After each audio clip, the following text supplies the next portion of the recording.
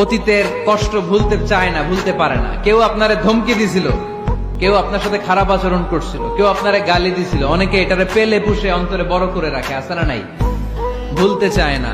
মনের ভেতরে রাগ পেলে পুষে রাখা ঠিক না। মনে মনে কয় তুই আমার শুনে বললেন 60 থেকে 70-এর মধ্যে আমার উম্মতরা মরে শেষ। আহা, কি হবে আমার উম্মতের?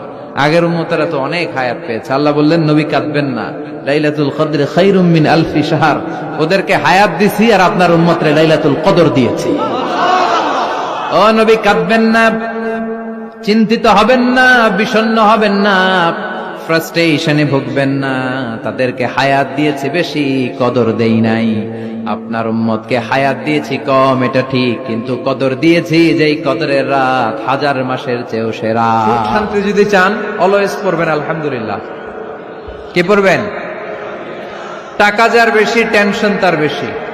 সাধারণত টাকা যার বেশি রোগ তার বেশি, টাকা যার বেশি শান্তি তার কম। আপনি খোঁজ নিয়ে দেখেন 1000 কোটি টাকার মালিক, ঘরে শান্তি নাই, স্ত্রীর সাথে মনোমালিন্য, স্ত্রী যায় একদিকে উনি যায় আরেকদিকে, পোলায় কই যায় পোলায় নিজেও জানে না, মেয়ের অবস্থা খারাপ, আরেক ছেলে